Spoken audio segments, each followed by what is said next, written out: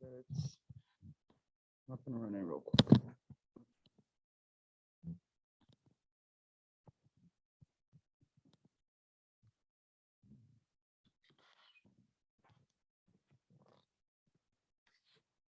Yeah, it's going to the cloud.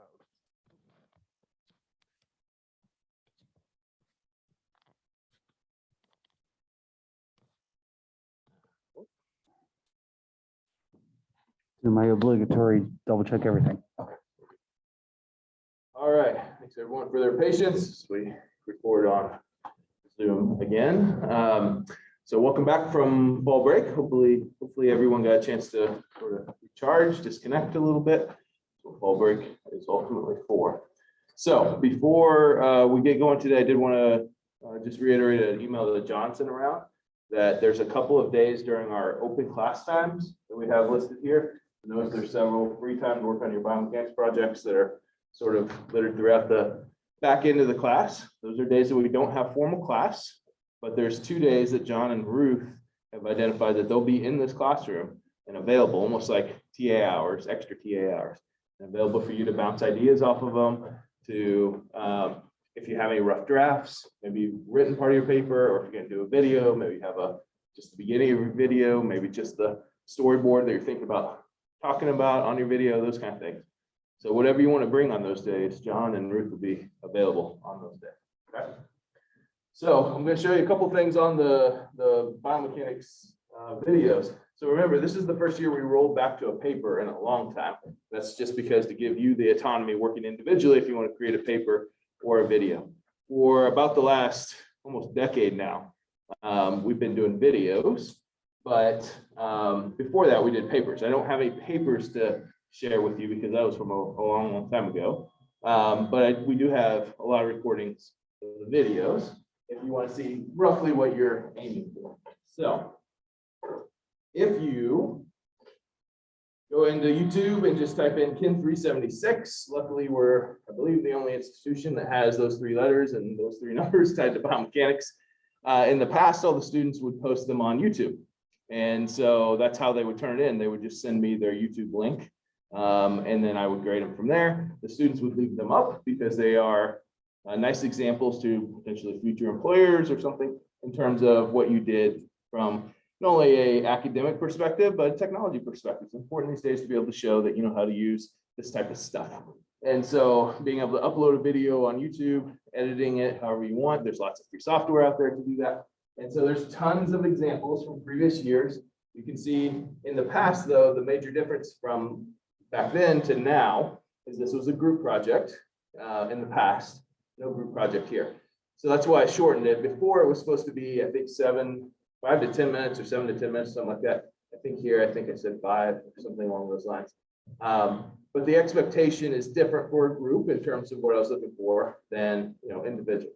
The total idea, though, is to show sort of basic knowledge of biomechanics and whatever concept that you decide to talk about and apply it to any form of human motion. As you funnel through these things, you can see anything and everything was talked about before. How to use a lightsaber with biomechanics, right? And then they got really creative in the front end of their piece.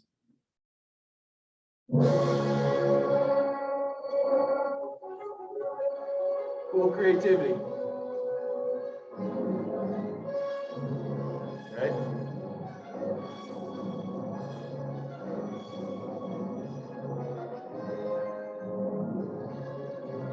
But then you actually get to, what are they talking about? They're talking about balance.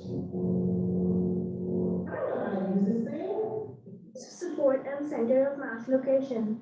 The apprentice's center of mass is located near her belly button and her base of support is around her feet. Sound familiar? Things that we've covered recently, right? But they applied it to using a lightsaber from the Star Wars. Okay? There's all kinds of things. And as I said, you can get as creative as you want. And then there's also some pretty basic ones, and that's okay too. It's up to you on how you do that. Now, the options for videography was a little different because if you have a group of 4, someone can be holding the camera, someone can be acting, so just know that these are just group examples. I don't have any single examples because we didn't do it singularly in the past. There was group examples. So the bar isn't quite the same, but you will get 10 points of your grade is just to show clarity in either writing or creativity. It's that sort of 10 points to show me sort of the artistic side, or the written word or the video side. Don't just turn in something that is not well done, that is just done. It's clearly it was done in the last, the night before it was due. So don't do anything like that. There's volleyball, there's wrestling. This gentleman here.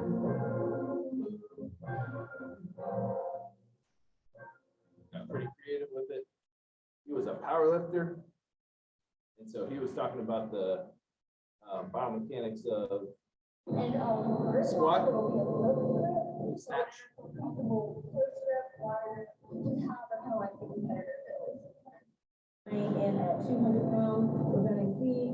So then they went through some examples, but obviously talking about the biomechanics and all of that stuff.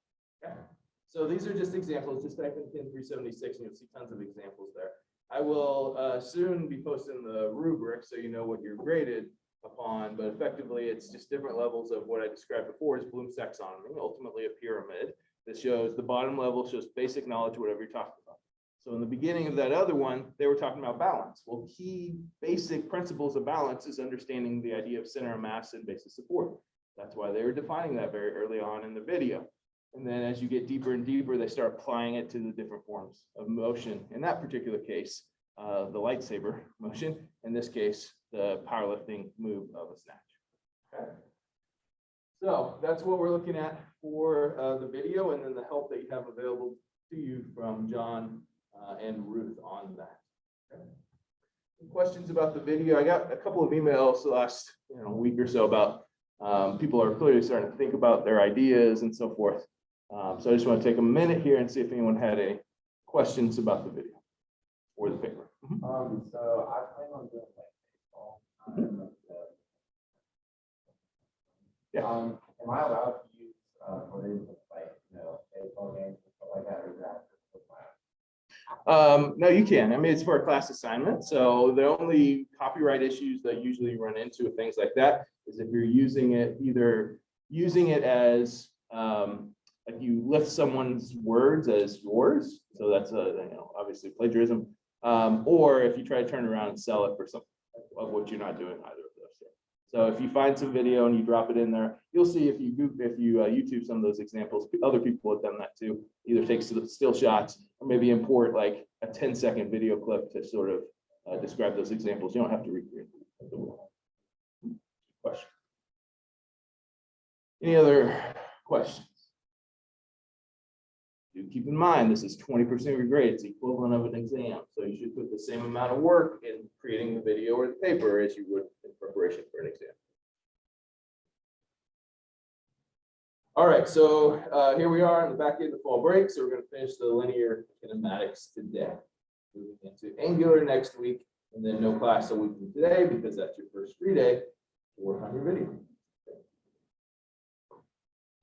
Now, John and Ruth are only available 2 of those days, not every day that's listed free time on your video. So just pay attention to the announcements of Canvas for the 2 days that John and Ruth are available. Yeah.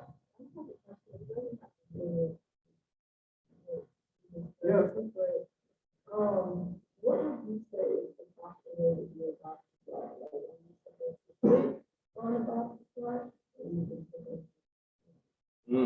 So there's differing opinions on that. Most people would say the box is only there as sort of a tactile piece or sensory information for how low you should go. Because classically, especially when you're teaching the squat, say to really light squat, just proper form, maybe to upper middle school, but then once you get into high school, form is a big deal. And a lot of people will either go not low enough or they'll go way too low and they're putting pressure on their knees. So in that case, the box is simply only there to give them a pressure point as to how low they're supposed to go and ultimately to train them up on how to do that. There is no professional competition in the box squat because the box is more of a training tool than an actual like power lift in the Olympics or something like that.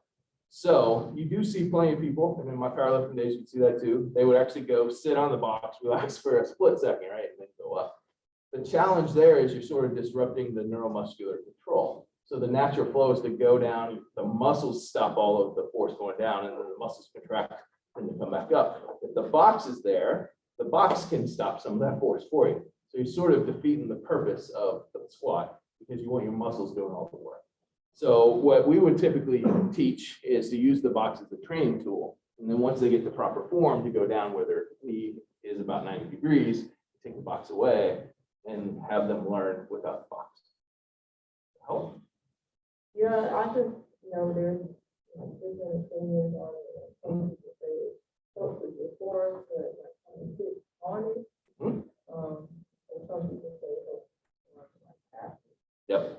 Yeah, and I've been more on the side of tapping it just to use it as a training tool. This is how low I should be going and then pop back up. So you're not going too low to stretch your knees. You're not going low. You're not stopping too far above. So you're not actually going through the full range of motion. All right.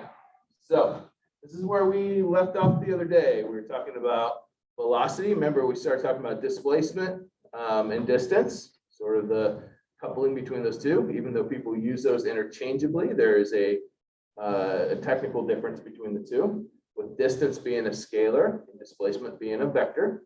A vector has both distance or a magnitude and direction. Scalar only has magnitude.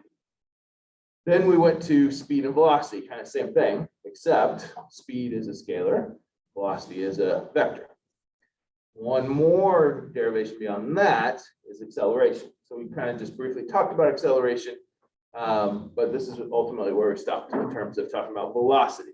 So a positive velocity, a negative velocity, and a zero velocity. We started with the one on the bottom. A zero velocity means you're not moving. It's like your car is going 0 miles per hour. Okay.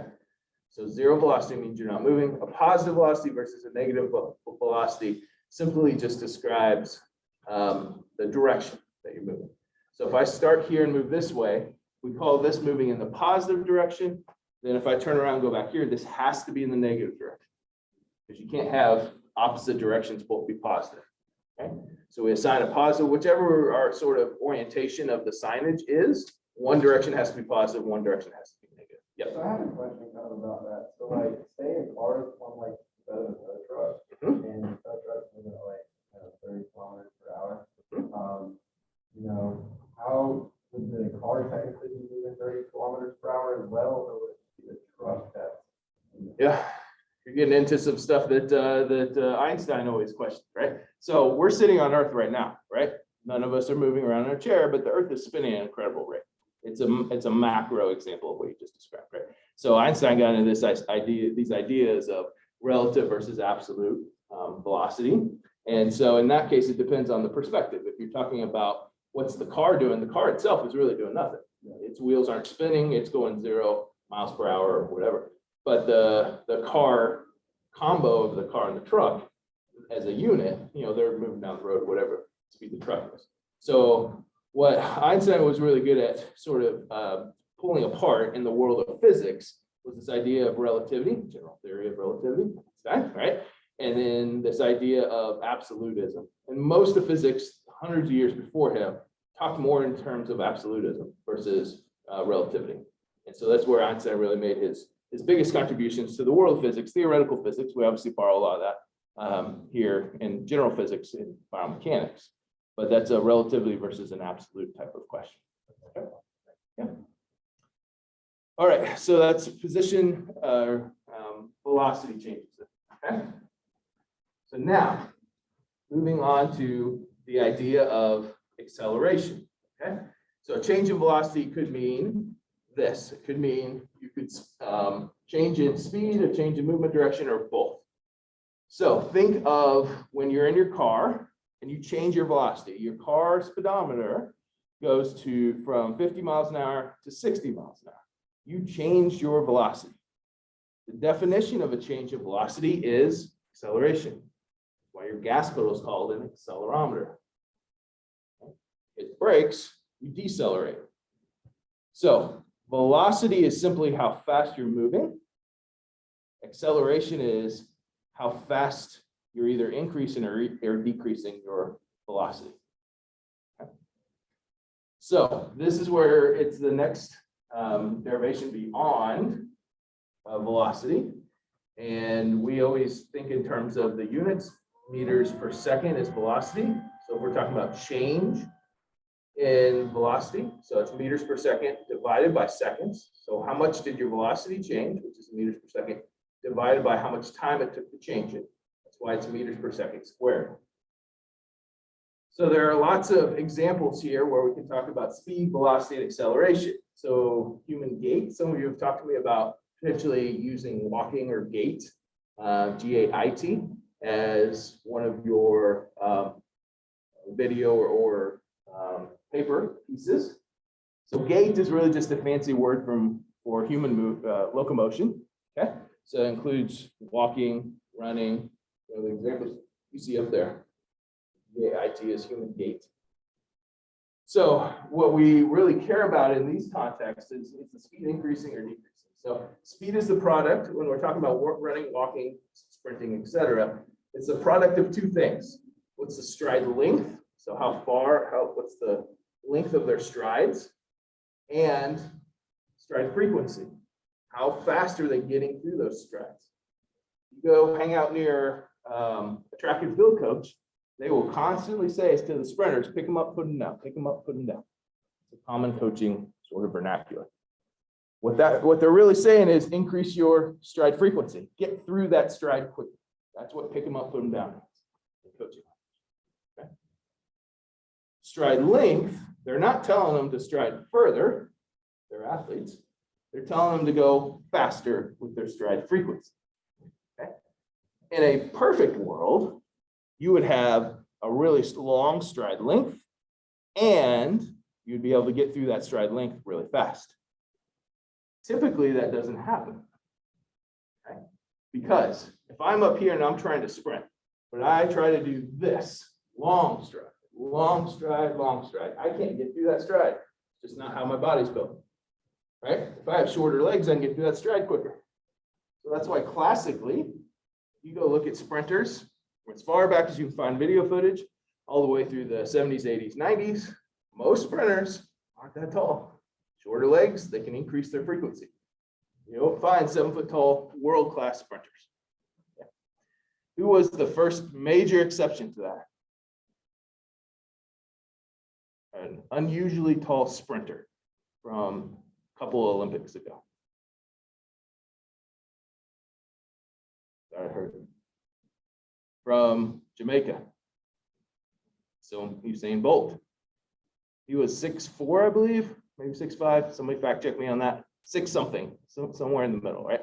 Much taller than most other sprinters. To the point to where when he was younger, while he was fast, his coaches told him to stay out of the 100 and 200 meter dash, focus on the 400, because the 400 isn't a full out sprint. I mean, it is at a certain level, but it's not a full out sprint like 100 and 200, right? So the 400, you kind of sprint and then you hold on for the last 100 or 200 meters, okay? The 100, you still got some gas at the end of the 100 and likely some gas at the end of the 200, all right? So because of his very long legs, he was much taller than most people. His coaches thought he would be much better at the 400 than the 100, 200, because the 100, 200 meter dash are much more required. It's a much stronger requirement of the stride frequency. As he grew, he proved him wrong. He's one of the rare people that could have an increased stride length because his legs are so long, and he had the muscular force and contractions to get through that length faster than anybody else. So on average in the 100, 200 meter dash, he's taking about 10% less steps because his strides are so long. He takes 10% fewer steps than the people he's raced against. Of course, seems like cheating, but it's not. It's his body, right? Not only is he taking fewer steps, he can get through those steps just as quick, if not quicker, than all those other elite sprinters. That's why go back and watch the Olympics from 2 Olympics ago, and even not the last one we had, but the one before that. It's amazing when he's out there, he just blows competition away when he's in his prime. Okay? So that's why he was able to do that. He was able to maximize stride length and stride frequency at a rate no one else could do. And that's why he was a world-class sprinter for a decade. 6'5", see? Much taller. I'm 6 foot. He's 5 inches taller than I am, right? So imagine how long his legs are when he's sprinting down, doing a 100 meter dash. All right, so elite sprinters typically, not Usain Bolt, they typically increase their stride frequency, but have average stride lengths. What made him so unique was he increased his stride frequency, but also had a freakishly long stride length compared to his other colleagues that he's sprinting against. That's why he was very unique. Elite skaters. So we're talking speed skaters here. What they do is they increase their stride frequencies. They're kind of like what the coaches in track and field are saying, pick them up, put them down. So elite speed skaters do that. Roller skaters, though, yes, there are elite roller skaters. They increase their stride length. It just has to do with the way the competition is set up, and are you on ice? Are you on in roller skating situations? You're on wheels. So what is most biomechanically advantageous? But the point of this is that top bullet point. Typically, you can either change one or the other. You can either go faster, so increase stride frequency, or you can increase stride length. Very few people in the world can actually do both. Usain Bolt was one.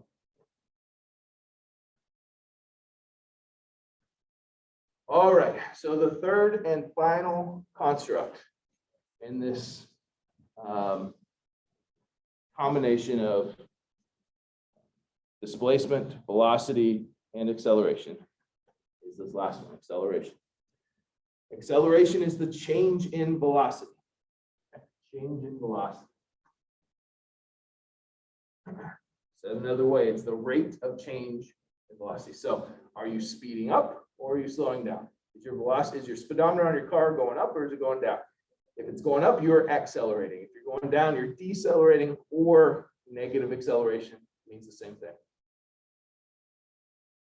And because acceleration is derived from velocity, velocity is a vector, therefore acceleration is a vector.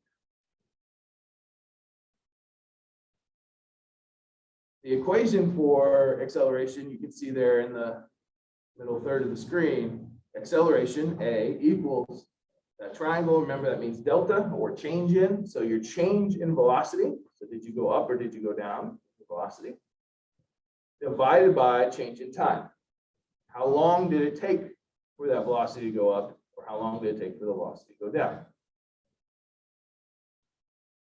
So think about if you're driving down the interstate and someone just gives it a little bit of gas and you can see your speedometer going up, up, up, up, up. You're accelerating, but it's a very slow change in that pace, right? You don't feel much, you might feel a little bit. Versus if they floor it, you throw them back in your seat a little bit, that velocity went up a lot over a short amount of time. Okay, so it's change in velocity divided by change in time. How long did it take for that change in velocity to occur?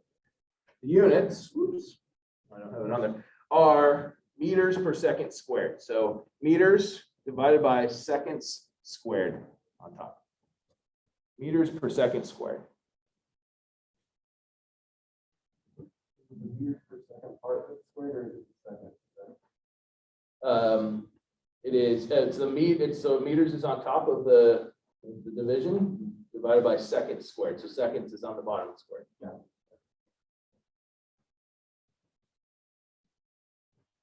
And then just like velocity, we can look at acceleration in different directions. Remember, we live in a three-dimensional world, so we can look at things moving forward and backwards, look at things going up and down. Less commonly, we look at things rotating. How fast are they rotating? We might in the case of like figure skaters or something. But we usually care about how fast things are moving horizontally, which is what this X means. So velocity in the X direction divided by change in time. So that would be like your car. Okay. So the change in velocity of your car horizontally, your speedometer on your car is calibrated only to horizontal changes in velocity. It is not calibrated to vertical changes in velocity. That's what a rocket is. This over here. Acceleration, the Y subscript, that is in the vertical direction.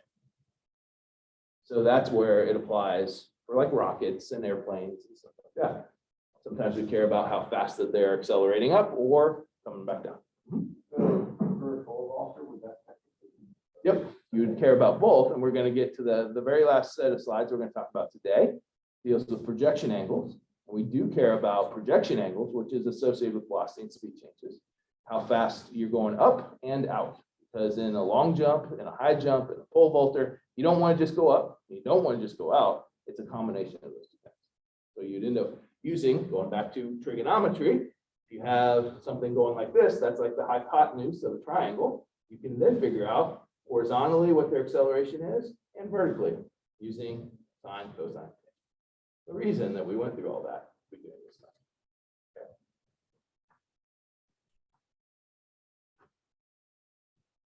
All right, so these are some of the examples I already talked about. So you're thinking of like a car, you accelerate, so you hit your gas pedal, that increases your velocity, it causes an acceleration.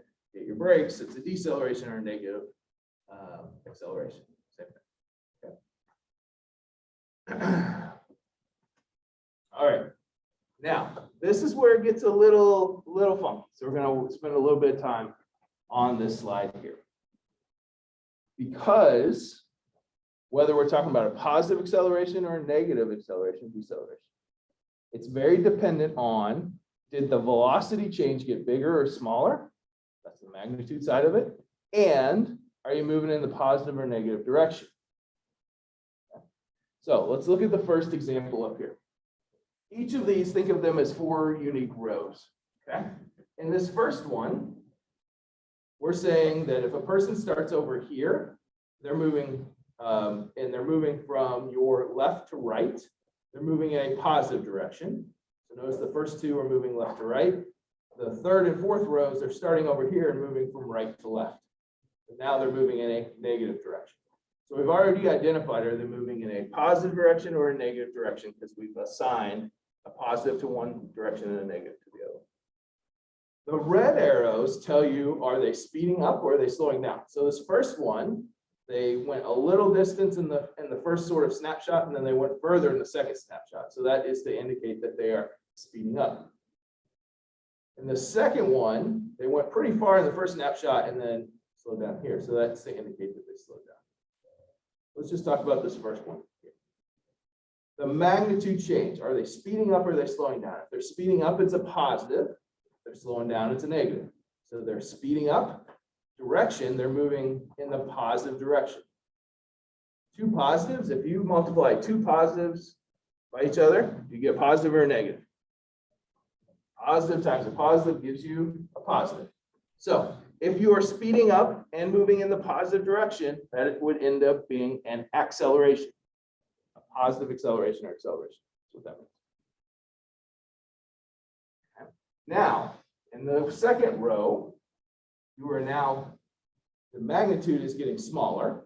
Okay, so you're slowing down, but you're moving in the positive direction. A negative times a positive gives you what? Negative. That's why if you are hitting your brakes, it's kind of like hitting your brakes coming up to a stop sign. You are slowing down, you're moving in the positive direction. A negative times positive is a negative. That means you're decelerating or negative acceleration.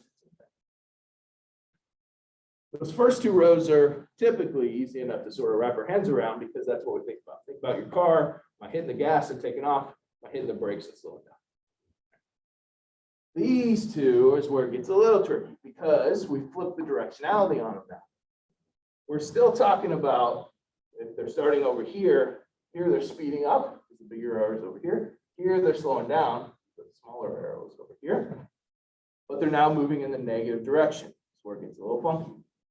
So in this first one, they have a positive magnitude because they're speeding up, but they're doing it in the negative direction. A positive times a negative is a negative. Even though they're speeding up, they're moving in the negative direction, you would end up with a negative acceleration in that case. Okay. That's a little weird, it's a little abstract. Get a little more concrete idea there. So something that is speeding up, but moving in the negative direction. Speeding up and moving in the negative direction. If we go to outer space, right below outer space, and I were to drop a bowling ball, that bowling ball, as it's coming down to Earth, is it going to speed up or is it going to slow down? Speed up. So it is getting faster and faster and faster as it's coming to Earth. Okay, so the change in velocity is positive, speeding up. But I said this a couple of lectures ago, we have defined on Earth, anything that goes up from Earth is positive, anything that comes down to Earth is negative for direction. The bowling ball is speeding up, but it's moving in a negative direction. This thing, example here, is speeding up, but moving in a negative direction. That is why gravity is negative 9.81 meters per second squared. Gravity is accelerating us downward. So anything you throw up in the sky as it comes down, it's accelerating down. It's getting faster and faster, but in the negative direction. So positive magnitude times a negative direction equals a negative acceleration. Or deceleration. All right, and then the weirdest one. Negative and negative. So you're slowing down, but you're moving in the negative direction. Two negatives give you what? A positive. The only example is here, that same bowling ball example. Now you put a parachute on it. Once that parachute opens up, it's actually slowing down, still moving in the negative direction. It's actually accelerating in that weird context. We don't run into too many things there. Aerospace engineers worry about all that stuff. This is the least common one that we deal with. This one refers to gravity. So the third one is the concept of gravity. The top two are the ones we think about the most. We usually don't think about moving in negative direction. So most of the time we're talking about moving in a positive direction, and are you speeding up or are you slowing down? That's where the positive and negative comes in. All right. So, any questions on the plus minus chart here? Give that some thought. If you have any questions, certainly run it past myself or the TAs. It is a little abstract. Hopefully the examples I gave you. All right, we're going to spend our last few slides in this lecture talking about projectile motion. So, what goes up must come down, at least here on Earth, due to gravity, constant due to gravity. So if we were to throw a ball up like that at an angle that you see here, so this is really just a picture of a parabola, but we're going to pretend that we're going to toss a ball, it's going to go up and then come back down. So it kind of looks like the St. Louis Arch, but it's really just a series of pictures of that ball as it goes up and comes back down. Luckily, because gravity is a constant, we can predict where that ball is going to land if we know the projection angle. So was it thrown up at a steep angle or shallow angle? And the projection speed. Do we throw it really hard or do we throw it really soft? Okay. There are Newtonian equations, projectile motion equations, that are taught in some biomechanics classes. I never found them that useful in here because I don't know of any student outside of ones that went on to grad school in biomechanics that ever really needed to predict exactly how far the tennis ball was going to go based on the projection speed and the angle. But it is important to understand conceptually, if I throw it at a very sharp angle versus a very shallow angle, where would I expect the ball to land? So that's why we talk in terms of conception here. We don't actually go through the three equations of projectile motion. The projectile is defined as a body thrown into air that is in free fall. Free fall is bolded here because that's important, because it does not apply to things like rockets and airplanes that have engines on them. Free fall means that the only force acting on it really is due to gravity, and then of course the air drag. I don't talk too much about air drag here. So it has to be, like in our context, in the world of kinesiology, we threw a ball up in the air and then it's going to naturally come down at some point. So we'll ignore wind forces or the forces due to gravity just because that can get funky based on the structure of the ball, right? Does it have a lot? That's why golf balls have different ridges in them. That's to help with aerodynamics. Okay. And so we don't get into all of that. So we don't worry about aerodynamics in this ball. All right, so this is a parabola. What goes up must come down. Because gravity is a constant, we know that the first half has to look like the second half. Okay? If gravity was not a constant, if depending on where we are in the spin of the earth and the gravity changed a little bit here and there, we wouldn't know that the second half of that parabola looks like the first half. So luckily, gravity is a constant, so we can always predict what the second half is going to look like if we know the first half.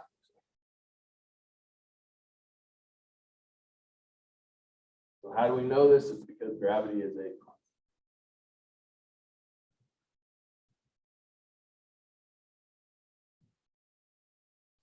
The laws due to physics are always the same. That's where Newton came in really handy in the 1600s to give us the three Newtonian laws. Where Einstein came in, E equals mc squared, most famous physics equations. Okay. There are other physics equations, Boyle's law, some other ones. Going back to my original argument, I think maybe from the first day of class, the human body is incredibly complex. I would argue more complex if you happen to know any physics majors than what they study in their major, because they have these laws that don't change. The same physics no matter where you are on Earth. The human body changes all the time. People have been searching for laws that govern the human body, something that never changes. But humans are so variable, we're a biological system, things are always changing, that it has become really difficult to hone in on laws that govern human behavior, human movement. We have a couple. If you've taken Dr. Racebeck's motor learning class, 386, you may have learned about Fitts' law. Fitts' law generically is described as the speed accuracy trade-off. So if you want to be more accurate, you move slower. If you want to be less accurate, you move faster. Okay. So Fitts' law helps a little bit. Wolff's law helps a little bit. Wolff's law talks about the stress-strain relationships on bones. Okay, so how strong a bone can get. So if you want to make a bone stronger, you put more stress on it up to a certain point, and then it breaks. Wolff's law predicts when that happens. That's about all the lawful behavior that we have in humans. Physics has a whole bunch of laws. Okay? And then you start getting into all kinds of laws and water dynamics and so forth, fluid dynamics. So they actually have a better menu of things to work from because they have lawful behavior of things that never change. We haven't found that many here in the human body.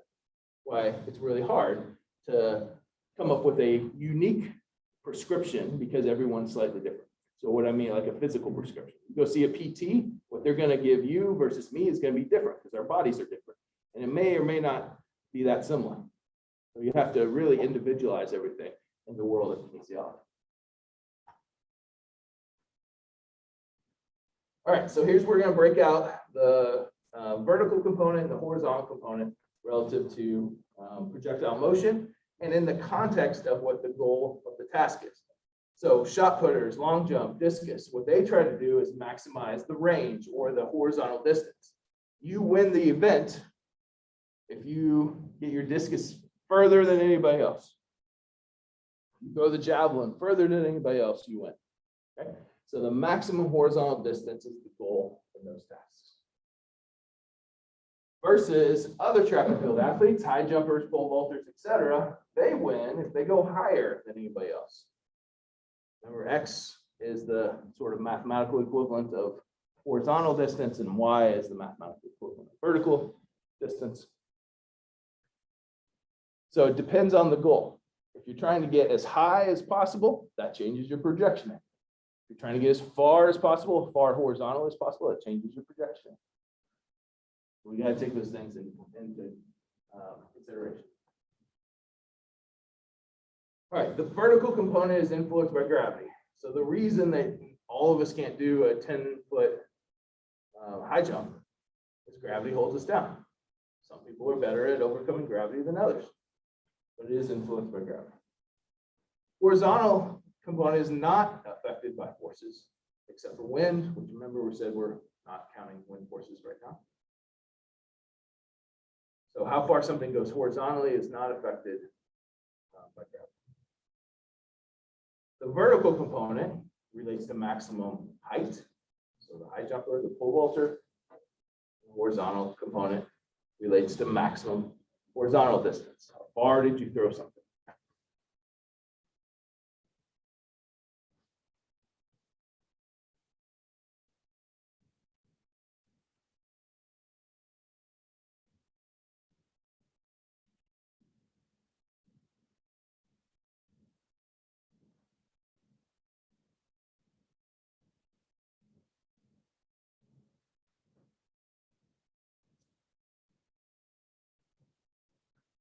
All right.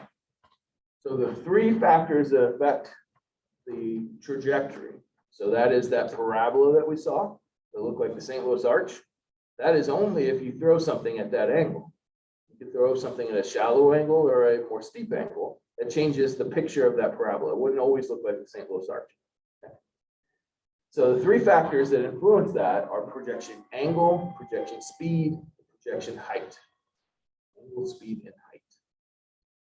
The top two relate to velocity.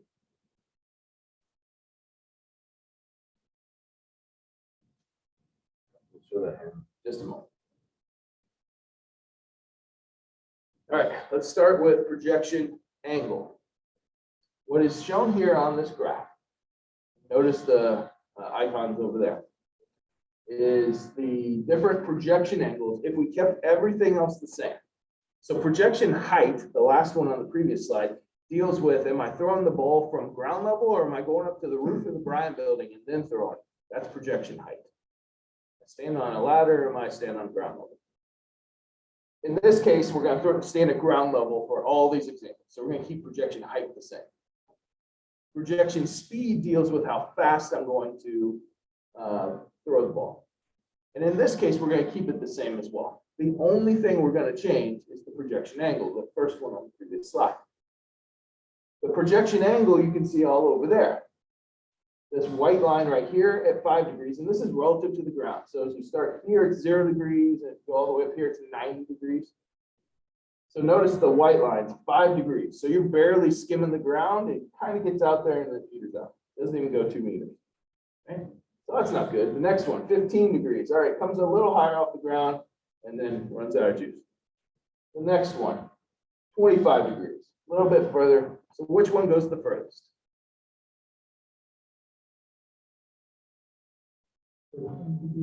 45 degrees. Okay, that's because it's halfway in between. You're not, think of the kinetic energy that goes into a ball going up. You're not wasting too much energy going up. You're not wasting too much energy just skimming across the ground. It's halfway in the middle, 45 degrees. Okay, so 45 degrees, this purple one right here goes out beyond 10 meters, all the way over here. So if you want maximum distance, 45 degrees is the best way to go. Maximum distance, 45 degrees is the best way to go. What if it's not distance? So you're not competing in javelin, something like that. You're actually competing in a high jump. What do you want your angle to be then? 85. Why not 90? Because then all of your energy would go straight up. Why wouldn't you want 90 degrees? You wouldn't move horizontally at all, right? All your energy would just go straight up. All you would do is like a max vertical jump. It just goes straight up and come back down. You wouldn't get over the bar and then land in the pit. Okay. So you want some energy to be partitioned out for the horizontal component, but you don't want too much. So in this case, 85 degrees goes the highest, and then it does still allow you to move a little bit forward, and hopefully get over the bar and land in the pit. All right, so projection angle governs the shape. Notice there's different shapes. There's sort of the St. Louis arch trajectories, and then they get flatter and flatter and flatter. So the shape of the trajectory changes based on the degrees. And then by default, shape relates to the height, and shape also relates to the distance. So it's context dependent. If you're trying to get up and over something, or if you're just trying to get something out as far as possible. So an example projection angle in basketball, you don't want to shoot with a really flat angle. See kids do this sometimes. They don't have either the strength or the coordination to shoot with much of an arc in the ball in their shot. Sometimes they shoot too high, so you don't really want to be there. It depends on what you're trying to do. So some of it is youth and context, but some of it is also, are you shooting a free throw or are you shooting a half-court shot? So it depends on how far you are from the basket. Also dictates what shape would be on it. All right, projection speed. Now we're holding the other two constant. So we're going to say the projection angle is the same projection angle every single time. But now, and the same projection height. The only thing we're going to change now is speed, which you can see over here. The dark blue one's 5 meters per second. So we're going to shoot really slow. 5 meters per second is not very fast. Then we're going to throw the ball 10 meters per second, 20 meters per second, 30 meters per second. So in this case, you can see the faster that you throw the ball, further it goes when you keep everything else the same. Okay. So this governs the size of the trajectory. The shape is the same. They're just microcosms of each other. They're all the same shape. They're just bigger versions or smaller versions of each other.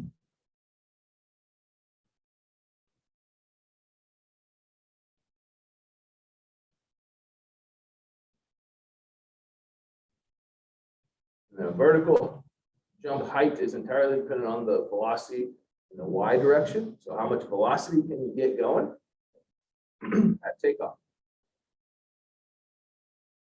Once you're in midair, think of a long jumper, Michael Jordan, in his prime. Once you're in midair, is there anything that you can do to go further?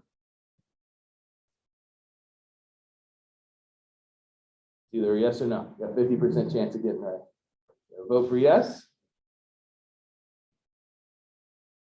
Once you are in midair, there is nothing you can do short of strapping a rocket on your back or whatever. You can wave your arms all you want. You're not going to push enough air backwards to propel your arm forward. It is sort of an artistic illusion that makes it look that way. People back in Jordan's heyday used to say, wow, it looks like he hit a second gear and got even higher. It's because the way he was contorting his body. If you followed his center of mass and his belly button and plotted that across the frames as he went, it does a parabola like everybody else's. This parabola may go higher than ours, right? It does go higher than ours. But the reason it looks like he was able to sometimes in midair sort of go higher than the defender was all had to do with how he's contorting his body. His center of mass that went the same parabola that everyone else does because he lives on Earth and is affected by the same physical laws of gravity like the rest of us are.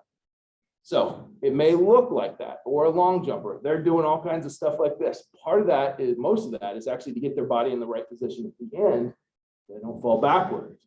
Because when you land in that sand pit, they measure from the end, the beginning of the board to wherever was closest to it. So if you land backwards in that sand pit, they're going to measure from your head back to the beginning. But if you imagine are able to contort your body and only land on your bottom and then roll forward a bit, then they're going to measure from your bottom all the way back. You get further distance. So all the stuff you see in midair has nothing to do with going further.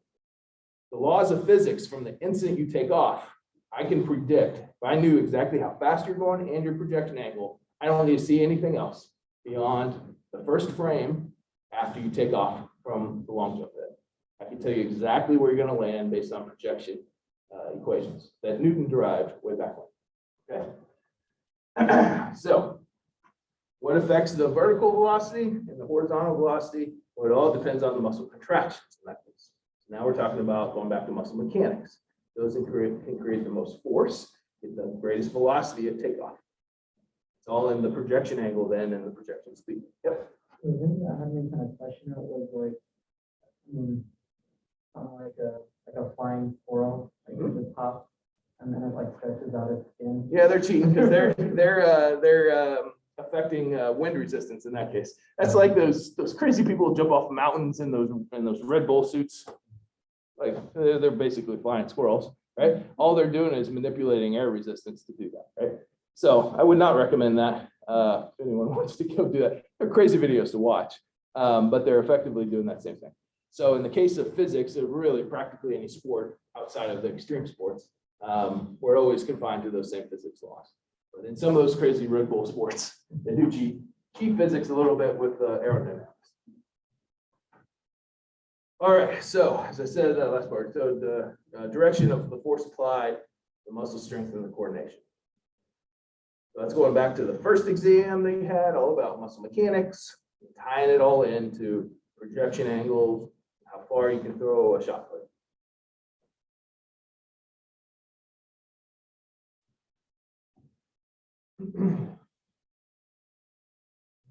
What was the angle? Is that the what?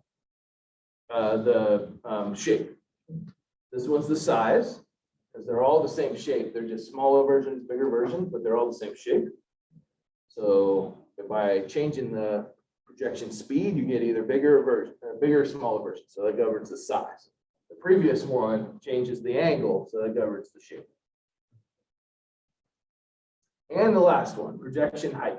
So now we're going to keep the angle and the speed the same. The only thing we're going to do is shoot it from the ground here. We're going to go up to the first level of brand building, throw it off the wall, off the roof, second level, third level. Assuming speed is the same, projection angle is the same projection angle every time. All you did was walk up the stairs and throw it off of a higher level. You get a further distance the higher that you are. That's one way to cheat. You and your friend were in a contest to see who could throw a ball further. You climb up to the ceiling, to the roof, and throw it off the roof. You're not going to magically get stronger up there, but it will go further because you have a higher projection height. You're going to throw it from up here, they're going to throw it from here, assuming you're the same strength. Yours will go further. So this governs the flight time and the distance. So how long is it in the air, which allows it to go further.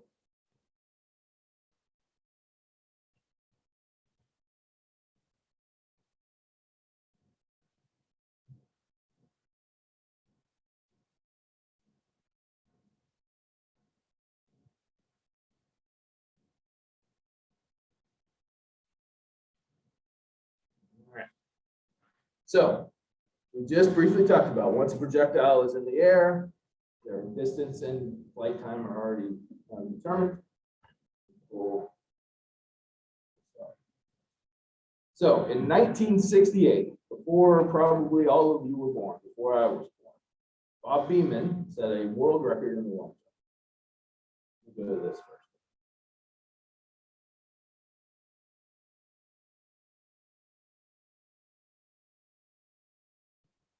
World record progression in the long jump.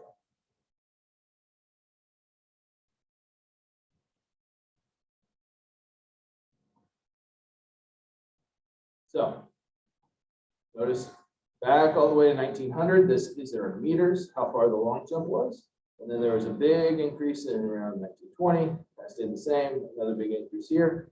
And then in 1968, which would have been right here, Bob Beamon in the Mexico City Olympics took the world record from here all the way to there. The biggest jump ever seen, and has continued to be seen since. No one's ever made an increase since then. The question is, how in the world did he do that? Why was he so much better than everyone? And pretty much as good in 1968 as they were all the way to almost 2000. How is that possible? Watch this brief video.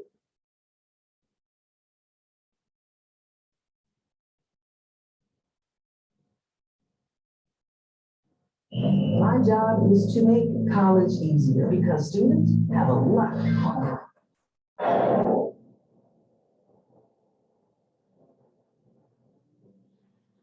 It was set in Mexico City in 1968. It would endure for over 2 decades, one which those who witnessed it thought would not be broken until the next millennium, and became known as the Leap of the Century.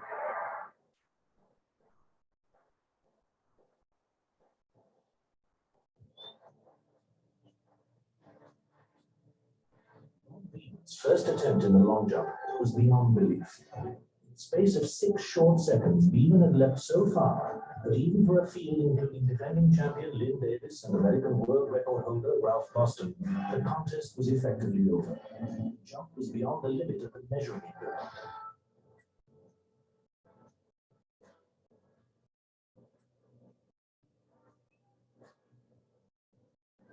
Well, it's taking so long, it's been 5, it's been 10 minutes. Then about 15 minutes into the waiting period, they called in to bring in a manual tape. So they measured from the mat. So well, I thought you jump maybe 27:10. Maybe I broke the record maybe by a couple of inches. And then my teammate, Ralph Boston, mentioned to me and said, look, the jump on this wall When the mark of 8 meters 90 appeared on the scoreboard, Beeman, used to non-metric measurement, still didn't know exactly how far he jumped. When he was told that his leap had taken him 29 feet, 2.5 inches, 21 3/4 inches further than had ever been jumped before, Beeman could not believe it himself. When he finally came to realize the enormity of his achievement, his legs gave way under him. He suffered what was later described as a cataplectic seizure, brought on by the sheer emotional energy in his body. Beeman's gold was a foregone conclusion. No one even came near to the previous world record. For me, Beeman's astonishing jump will always be the greatest of all the records achieved in the Olympic Games.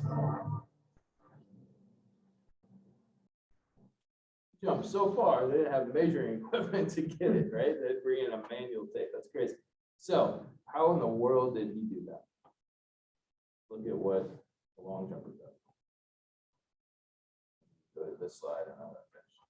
What a long jumper does to contort their body. So part of it was how he contorted his body, and part of it was just sheer speed and sheer speed and the projection angle.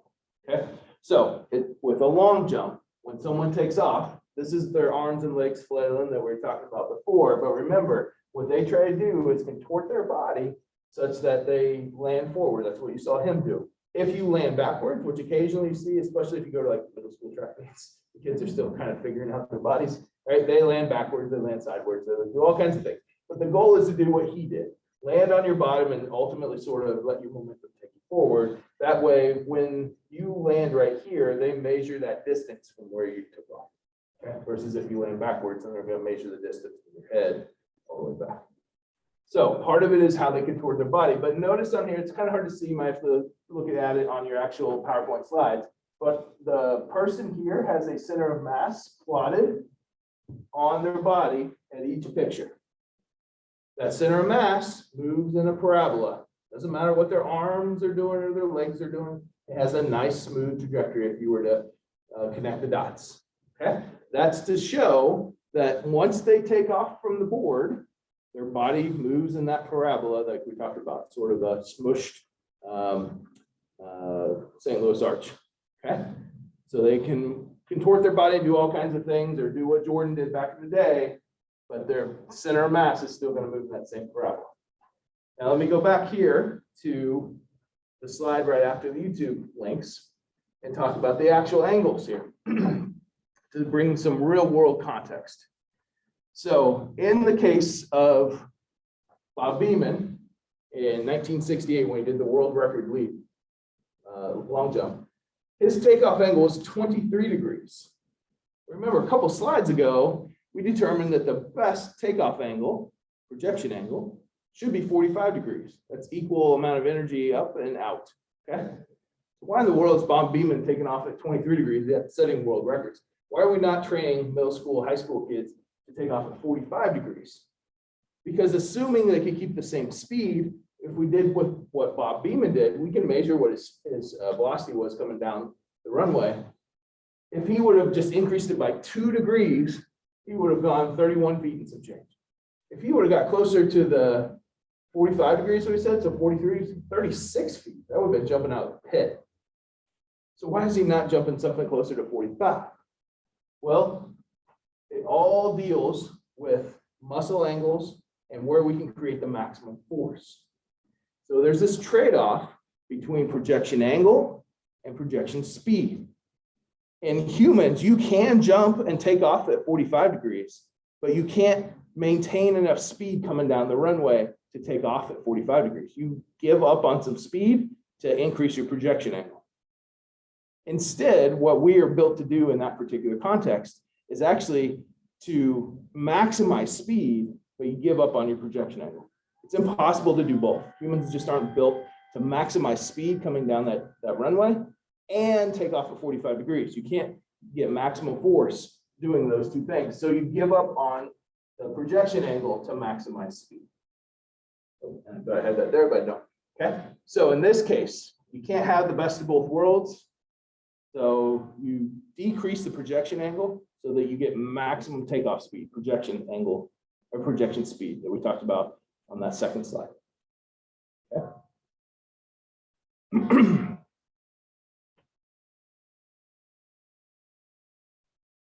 So that last one is sort of a cautionary tale. Be careful when we apply the mechanical laws of physics to humans.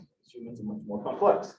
We said in a vacuum or in a physics lab to get the furthest distance, shoot it at 45 degrees, right? But we also said we want maximum projection speed. And in humans, those two things can't coexist. So you maximize your speed running down the runway, and then you give up a little bit on your projection angle so that you can get maximum speed. And that's the best combination of two things that coaches have and biomechanists have learned over the years. Okay, so when the human's a projectile, what follows the projectile path? It's the center of mass. That's what is on that last slide where I said, if you connect the dots of their belly button where their center of mass is drawn every time, that's the projectile parabola, the up and down picture. And then the last piece, so changing the configuration can change peak height. That's the Jordan example, right? But it's still that if we track Jordan's belly button from time of takeoff to when he lands, it's still going to follow the same parabola that everyone else is doing. Okay, and that's the last slide. Any questions about linear kinematics? Yeah. I have a question for the slide. Mhm. Yep.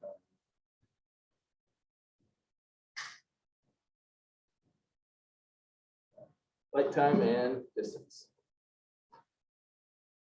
Okay. If there are any other questions, have a good weekend. We'll see you back here for angular kinematics on Tuesday. We'll do that all in one day. And then you have a week from today, Thursday next week. That's your first day to start thinking about more seriously your end of the semester project, your paper or your video. Yeah, John, go ahead. So Bruce, Olivia, and I, a week from today, I mean, a week from today is the 21st, right? Yeah. Bruce, Olivia and I will be here till, any questions about it at all, ideas for it,